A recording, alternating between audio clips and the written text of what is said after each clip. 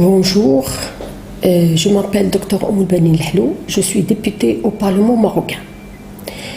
On m'a demandé de parler de l'évaluation. L'évaluation, c'est le principe que nous voulons intégrer dans toute action publique, sectorielle, en politique publique. C'est actuellement une nécessité en matière politique, comme dans toute autre matière. Cette nécessité a commencé à se faire sentir dès les années 2000, qui ont suivi le système de la gouvernance dans les années 90. En effet, les problèmes structurels de développement dans le monde entier, en particulier dans le monde sous-développé, ont suscité plusieurs questions fondamentales, en particulier comment sont gérés les fonds publics et quels en sont les résultats, car les outputs ne correspondent que rarement aux inputs, c'est-à-dire que l'injection d'énormes fonds dans les économies, et malgré ces énormes fonds, les résultats demeurent médiocres. Il s'agit pour les gouvernants de bien tenir les gouvernails pour éviter que le navire ne chavire à bâbord ou à tribord et que la paix économique et sociale règne à bord. Comment constater cet état de fait? En instaurant un mécanisme de révision et de redressement, ce qui implique une évaluation de l'action publique. Au Maroc, cette réflexion a débuté au milieu des années 2000, quand des penseurs et des intellectuels marocains ont posé le problème de l'évaluation des politiques publiques. Sur le plan doctrinaire, les attendus ont séduit la classe intellectuelle avant d'atteindre la classe politique. Il s'agit, après cette réflexion théorique, d'institutionnaliser le mécanisme d'évaluation. Pour ce faire, une ONG marocaine appelant à l'évaluation systématique de toute action d'ordre public a été créée en 2008. C'est l'Association marocaine de l'évaluation, sous l'impulsion d'intellectuels marocains de grande valeur. Cette association a fait un travail très important en matière de culture d'évaluation et a ainsi préparé le terrain pour une institutionnalisation de l'évaluation.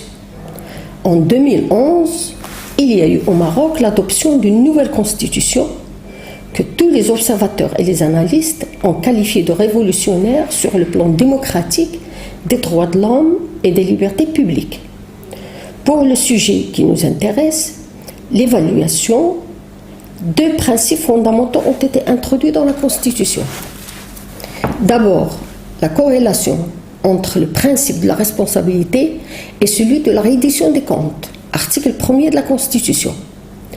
Ensuite, la troisième fonction attribuée au Parlement, qui est le pouvoir législatif, à savoir l'évaluation des politiques publiques, à côté de la première fonction qui est la fonction législative et la deuxième fonction qui est la fonction de contrôle de l'exécutif, article 70 de la Constitution marocaine.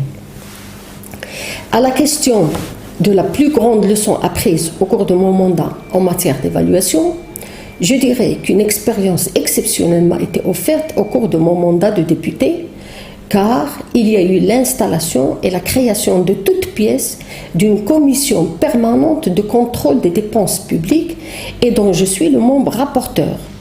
C'est la 9e commission permanente du Parlement à côté de 8 autres commissions permanentes.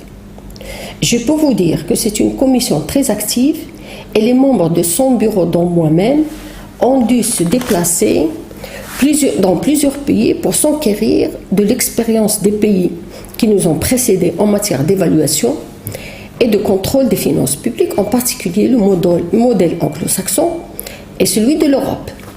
Il serait évidemment trop long ici de relater tous les faits qui ont marqué la création de cette commission parlementaire permanente, mais en résumant, on peut disserter longtemps sur les objectifs visés, les méthodes de travail adoptées, les rectificatifs sur la base des résultats obtenus. La Commission a déjà traité plusieurs dossiers attenant à l'évaluation des politiques publiques, la caisse de compensation, la caisse de retraite, le Maroc numérique, le dossier de la gestion déléguée et autres dossiers que nous avons sur le bureau. La Commission travaille en étroite collaboration avec la Cour des comptes et c'est des rapports du Conseil économique, social et environnemental qui sont des institutions constitutionnelles. Concernant l'introduction et l'intégration de la composante évaluation dans toute politique publique, nous pensons que l'évaluation nécessite encore des recherches méthodologiques et une approche systémique unifiée, et ceci nécessite une spécialisation en la matière. En effet, pour évaluer la pertinence, l'efficacité, l'efficience, l'impact d'un projet ou d'une action publique, il faut examiner toutes les étapes que traverse un projet donné ou une action publique. De plus, la méthodologie n'est pas la même quand il s'agit d'un projet ponctuel ou un programme qui lui-même est composé de plusieurs projets, ou davantage encore pour une stratégie à long terme. Les choses se compliquent pour l'évaluation d'une politique publique générale ou des politiques sectorielles. La culture de l'évaluation se fait d'abord en instaurant les lois qui l'exigent. Ensuite, il faut savoir marquer des pauses et des remises en cause éventuellement pour redresser ce qui peut l'être à temps pour plus de gouvernance et de transparence. Il faut également ne pas perdre de vue que les politiques publiques engagent la société et l'État, mais également l'avenir des générations futures. Concernant l'avenir de ce que je me suis permise d'appeler l'intégrale de l'évaluation, ceci ne peut qu'évoluer, l'avenir ne peut qu'évoluer dans le bon sens, car le processus est enclenché et tout le monde est conscient de l'importance de l'évaluation pour toute politique, quelle qu'elle soit. C'est cette conscience collective de la pertinence de l'intégrale de l'évaluation qui va conditionner l'avenir de tous les programmes nationaux ou internationaux et les stratégies à venir et les objectifs de développement durable ou autres agenda 2030. La preuve, nous l'avons perçue et constatée en 2015, qui fut l'année de l'évaluation et qui a vu plusieurs manifestations, conférences, séminaires et autres rencontres internationales dédiées à l'évaluation des actions publiques, et que le Forum global des parlementaires pour l'évaluation mène efficacement et auquel je souhaite, au nom du Parlement marocain, tout le succès. Merci de votre attention.